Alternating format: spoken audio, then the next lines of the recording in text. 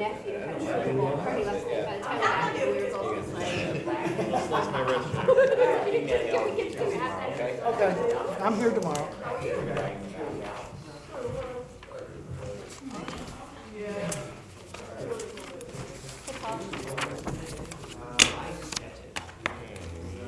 Ready?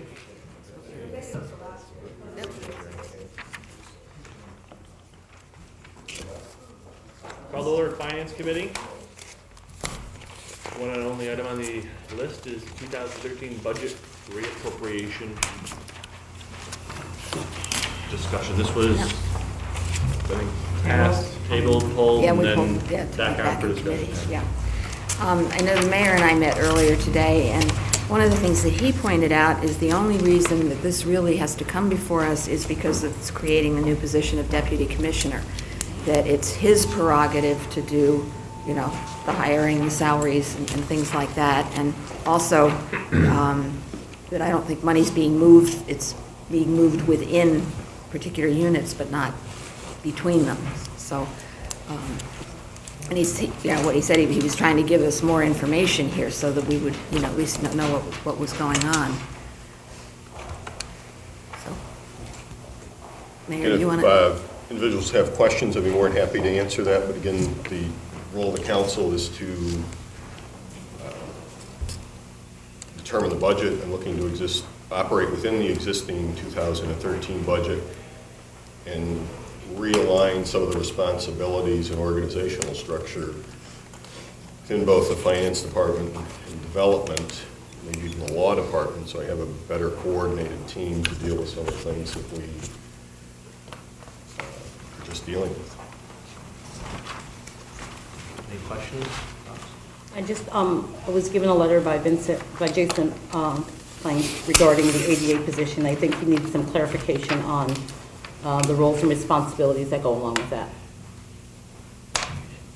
Okay, so, ADA coordinator.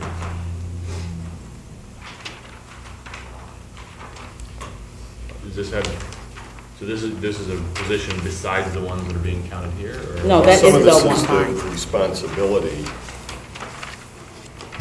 Again, what I would say, it's beyond the scope of what the council would be entertaining tonight. And some of that allocation, that responsibility is still fluid. At this point, Mr. Yusufi is doing it. I'm not sure in restructuring this that he would end up with that, considering other options, whether somebody within the development office may look to assign somebody out of the law department to do some of that, to again meet our obligations and deliver services at the high level that we would all like to do within this community.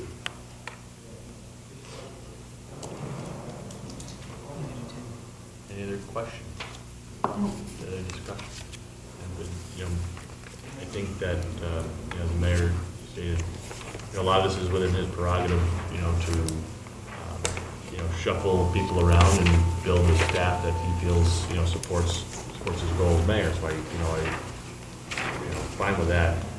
The only concern that, you know, I have, you know, is that there's several individuals that are getting significant pay jumps within this shuffle.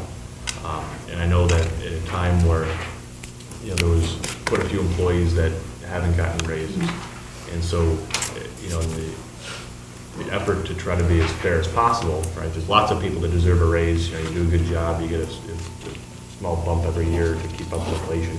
And some people are getting some rather large increases, where others are getting nothing. And so that's really my only concern with this, is that, you know, what is it doing to the people that are getting left out? But, you know, let the mayor kind of, you know, determine what. And again, it's allocating those responsibilities, and I expect big things from some of these people. They are, you know, we still have what I will call a 9-to-5 culture here at City Hall.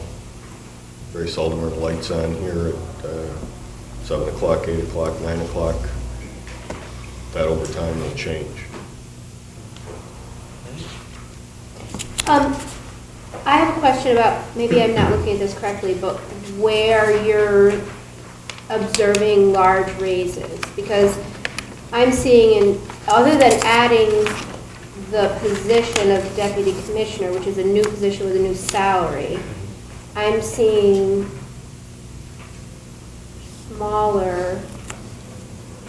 There are just smaller ones, you know, it's some of the individuals moving around within these positions. That may be the result that Mr. Erickson is pointing out, but you're pointing out that They're actually the budgetary impact is what I will call more minor adjustments. right, and I think it's very important to phrase it properly, that someone may be moving into another position that may be higher paid, but that's normal business practices. That's not somebody getting a raise. That's somebody taking on different responsibility and being paid to do a different job. So I just want that to be clear, because I'm looking at it and a lot of these salaries are reduced from what was put into the budget. So I think we need to be careful in the message that we're sending to the workforce too, that we just said to them, you won't get any raises.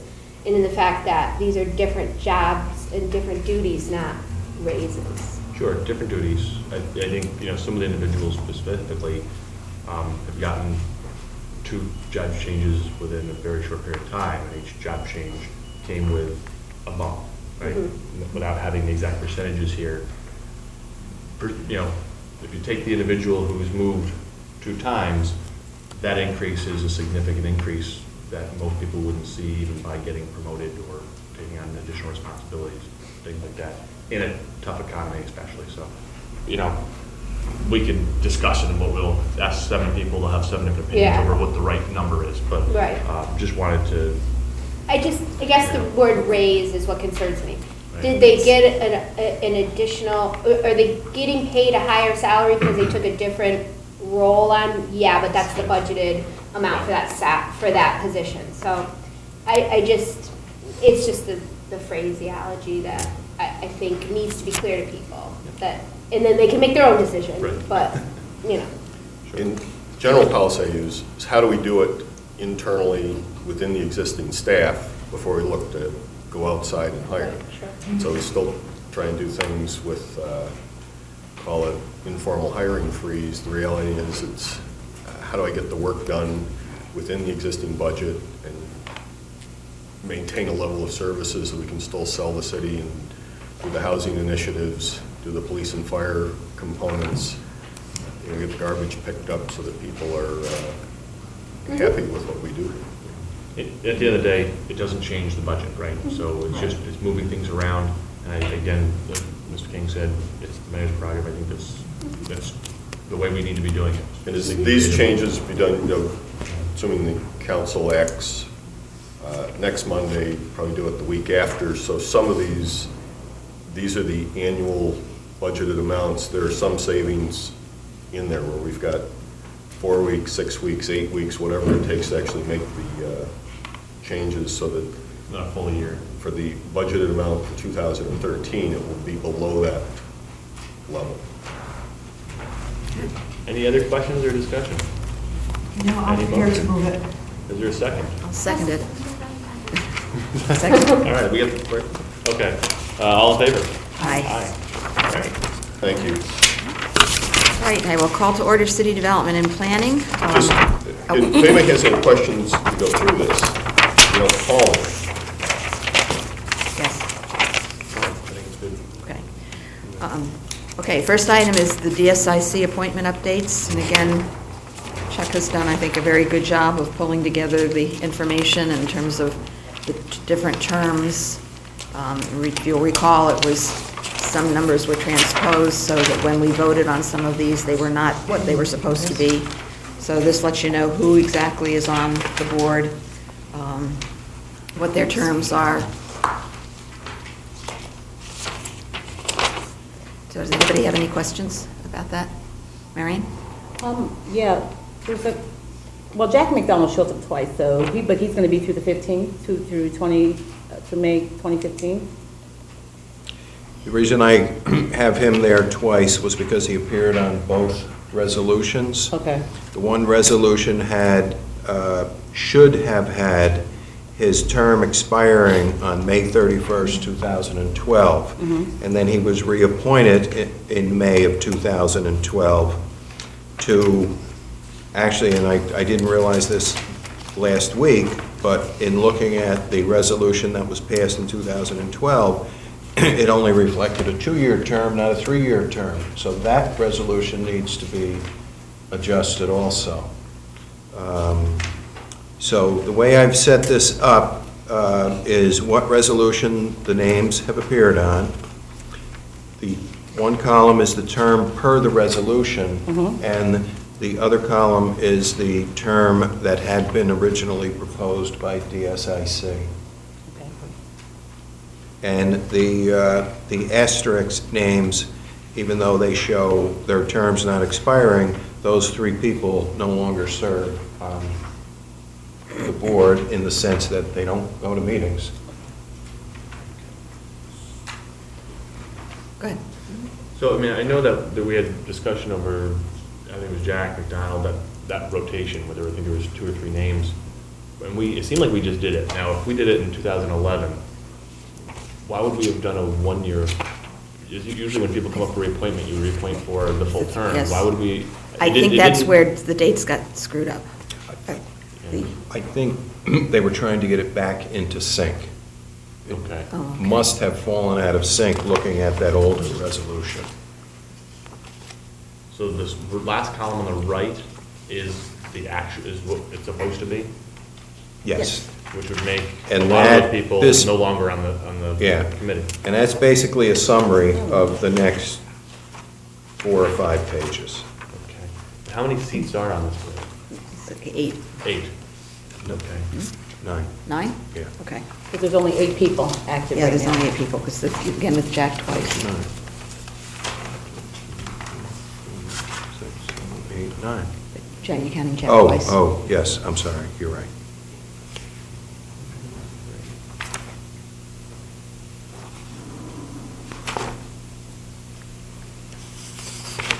So I don't know whether they have 1 vacancy or not. Well, that was another question, in terms of the Open Door Bookstore owner is going to be selling, or it has sold? She's wants to sell, but nothing has Nothing's happened at this okay. point. And she's been a very active member of the DSIC board. Now, are the people who now are getting adjusted here, are they notified? I mean, if you have some people who are still technically on but aren't showing up, and then you have some people who thought they were on but apparently are no longer on. I think all of them assumed we had done it according to this. You know, it was our resolution that got mixed up. But, you know, they were under the assumption they were being appointed for the full term. For one, or For one 3 year. year. 3. I mean, like, If a Jack is done, right? Or you know, he has No. he's on Yeah, the he got bottom. reappointed. He got That's why, reappointed. okay, he's on there twice. Okay. All right. And yes, the others are, they're operating as the last column. The SAC is operating under the assumption that what they had requested was what had been passed. So there's 1 vacancy. potentially, that's what I I can't may have remember missed. whether it was 8 or 9, but That's the newest Should one. be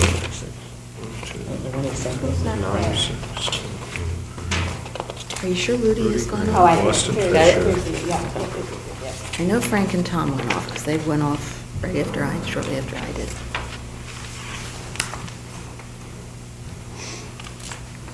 So there's 9 active, based on those dates, there's 9 active names here. But I don't know if, there's only 8 seats, and it's, Right. you know, the Yeah. music stops and one person doesn't get to sit, right? There's So- 8 active people, because Jack McDonald's on there twice. So if you don't count him twice. Right. There's 8 active people, there's 3 that aren't there. No, you got the 3 in the bottom. I see 9, the 3 in the bottom, and then counting from the top, 1, 2. Are we looking at the same ones? 5, 6, 7, Richard, 8. 1, 2, 3, 4, 5, 6, 7. It looks like, I see 8.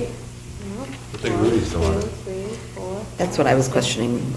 You have to count, take 9. Rudy off. These 3 are off. Rudy's off, Frank's off, Rudy's Tom's on off. until May 2014? There's a little That's it. asterisk that no longer Is that says. the, That's it, Rudy. Rudy Okay. is the name. I have an asterisk next to Rudy in error. Rudy's So due Rudy's to on? expire on Yeah. May 2014. That, he would be number 9. So is he on? Yes. He is on. He's technically on, but he hasn't shown. Hasn't shown up. Well, Maybe he thought he was we don't done. know that he hasn't Oh. shown up. I think what Chuck was saying, he may have made a mistake Yes. in putting the asterisk there. Yep. So- Rudy is on Rudy's on. and Okay. serves, yes. Okay.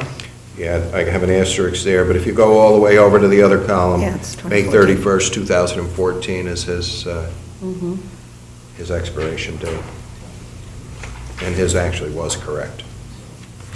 So I'll entertain a motion to approve, as Mr. Polster, what exactly do we do? To make I it as think a what we new should do resolution? is a new resolution outlining, who's on, what term, for how long, and so on. Okay. So we can do that. Okay, good. We So I'll- have that new resolution, I'd be happy to move it. Okay, good. Is there a second? Mrs. Brucker?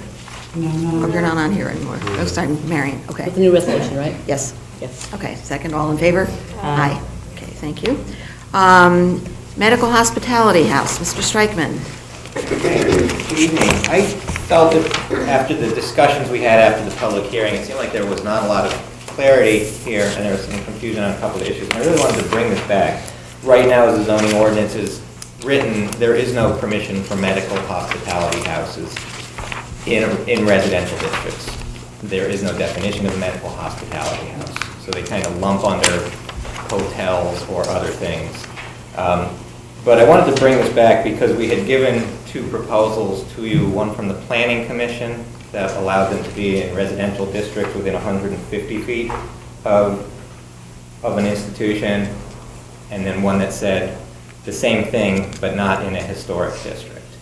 And I know there was speakers at the public hearing that were opposed to the historic district, and John and I had actually come up with a proposal not in a historic district because we felt that there were a lot of issues regarding lawsuits, deed restrictions, and covenants that once you get in there into the historic district, it would open up a lot of a can of worms that might potentially bring the city into. So really what I wanted to do was bring back the proposal to have you reconsider this. Right now, we don't, like I said, we don't have a provision for medical hospitality, and taking any names out of who that facility is, there was discussion almost that sounded like we were talking about boarding houses, group homes, but we're not. We're just talking about medical hospitality houses with a specific definition that you have there on the paperwork. And then a couple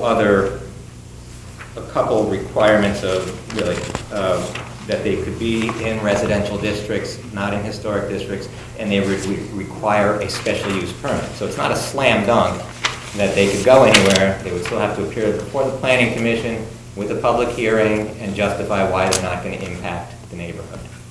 So I just felt like we didn't have any openings right now for these types of facilities. And I know there is one out there still looking, but has nowhere close enough to a facility to be able to locate there.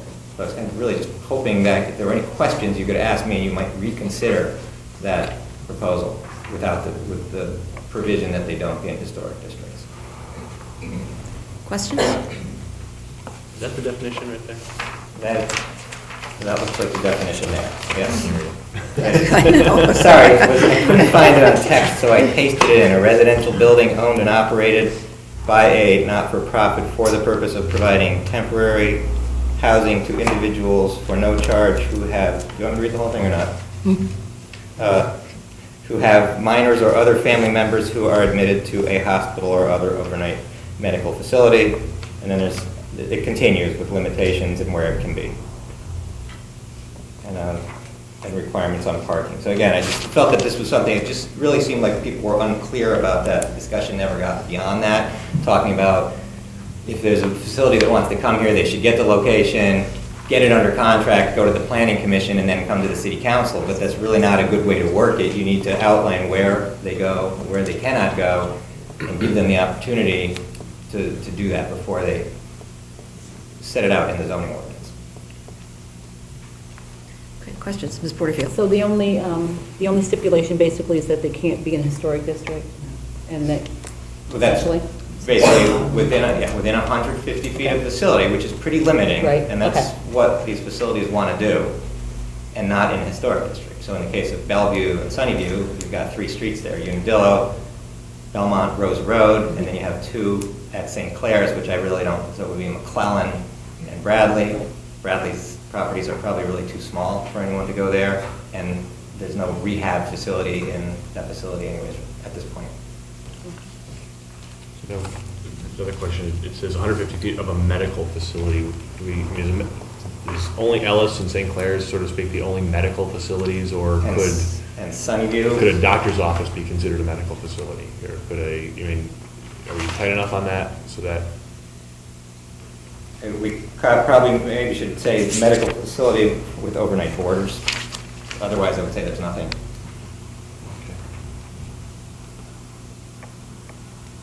Otherwise, there was no other ones that I can think of in the city that would fit under that definition. Well, we probably should use the definition whatever the State Department of Health uses for hospital or Sunnyview as a rehabilitation hospital. The hospital, to say 150 feet of a hospital. I'm Rehabilitation. trying to think, forward, 10 years from now when someone says, well, I want to open up a doctor's office and then a hospitality house next door and then, Right. or, a treatment center and then a hospitality house next door and then, gets into more issues. So I just want to make sure we define it as what we think it is, which is a hospital. Or is what the mayor said, get the definition from New York State Board of Health and have it be a lot more clear than it is right now. Yeah, I think It it's says, good. to a hospital or other overnight medical facility. So, I think that's pretty clear in there. I'd say we don't have anything else like that. What do you think? I would prefer to state what New York State regs are around the medical facility. Or I would just hospital, yeah. consider it to be a lot more clear than, and we make up our own, Not to be sarcastic, Definition. but what if you had a veterinary clinic? yeah, It's it's an medical overnight facility. medical. Anywhere, drugs are administered.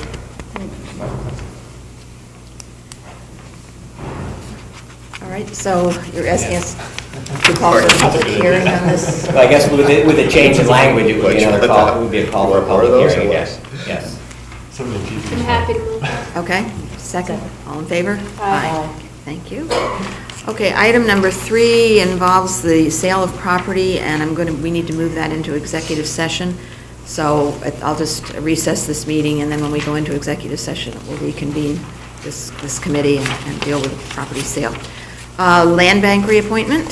This is 2 weeks or 2 months ahead of schedule. I just wanted to give you some time. The first appointment that you made to one of the 2 was for a 1-year term, Joe Berlant. His term will be up March 31st. He's a very good, active board member. He's the secretary, comes to all the meetings, and it's my recommendation that he be reappointed to now a 3-year term when his term expires on March 31st.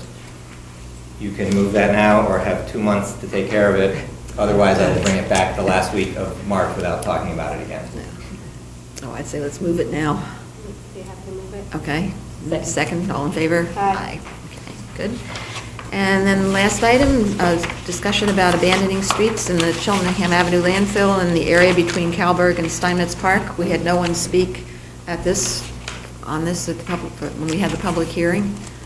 So I'm ready to move it forward. Move it if no one has any questions. Okay. Second?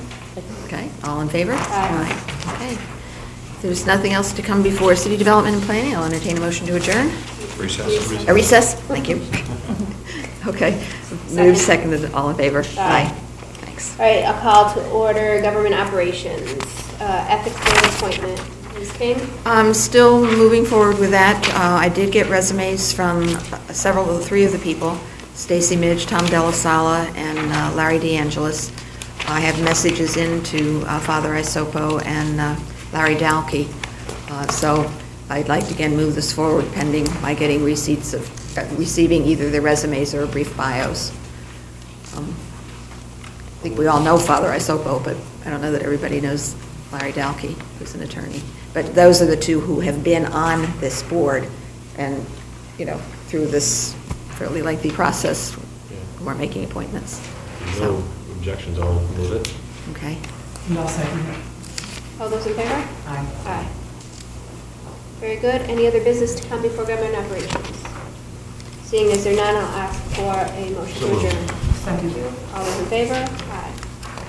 Okay, call to order public safety and the CPRB membership. You all have the legislation and the draft and everything that we talked about in your packets. I'm not sure if this got placed off the agenda last week since I wasn't there. Yeah, we pulled it because there were several things we had to clarify. One was the number of members. I think we still have to go through, I think we agreed that we were taking out all of the neighborhood associations, so we need to still delete the new independent Hamilton Hill Neighborhood Association. But there were just a couple of things like that I just thought it would be better to pull it and just, get these things corrected before. Okay, and Carl Feltico has those, because I know he worked on this. Does he have those corrections? This does not reflect the corrections. This reflects what was in front of the council last Monday night. So Okay. corrections have not been made to what you're looking at. Okay, so do you want to put this on for 2 weeks with those corrections? Or do we feel comfortable moving it forward now with knowing that those corrections would be made before Monday night? Okay. I Any put discussion on this document in assuming that you would mark it up tonight. You took out the one thing that we did talk about. I don't remember the other things that were supposed to be. One was that, one place it talked about 9 members, another place I think it talked about 11 members. And that did get corrected. Yes, I see the correction, it's 9 members now. Yeah. And if you take out the new independent Hamilton Hill Neighborhood Association, it does add in that where the one member of the general public, it does come out to 9. Right, so there's some corrections in here. The 5 of the 9 members on the quorum, so the 9-member phrase is throughout this. I guess that's why I thought when I looked at this the other day that it looked like those changes had been made. So I guess it was just the one change that wasn't made, that the neighborhood association wasn't deleted. Yes. It seems like that was it.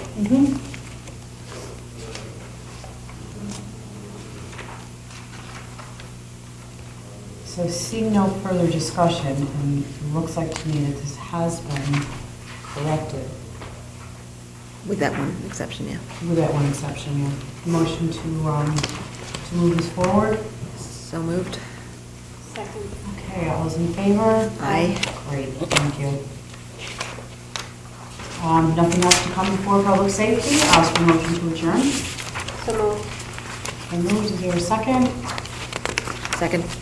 All those in favor? Aye. Okay, everybody has to look at their sheets, see where we are. I know. Call to order public service and utilities. First item, Mr. Lafond. Actually, I guess all 3 of them, Mr. Lafond.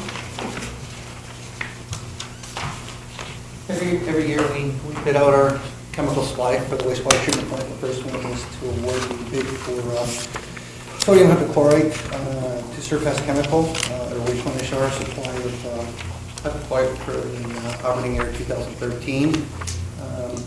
We did advertise bids in the Schenectady Gazette, and we also advertised on BidNet. We did receive 2 bids. I believe it's pronounced Kuhn Chemical and Surface Chemical. Surface being a low with a unit cost of 73.4 cents per gallon, and that's roughly about 6.5 cents less than we were paying for 2012. So if we stay on track with the non-chemicals, it's about a $5,900 savings over 2012. If everything stays the same on the wastewater we treat, and the demand for chlorine stays the same. Any questions? I'd like to say this is great news, right? We got some competitive bids and we saved some money. Entertain a motion.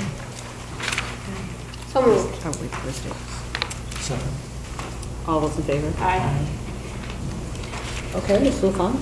The second is chlorine gas. We use chlorine gas for the water filtration plant. They're 150-pound cylinders.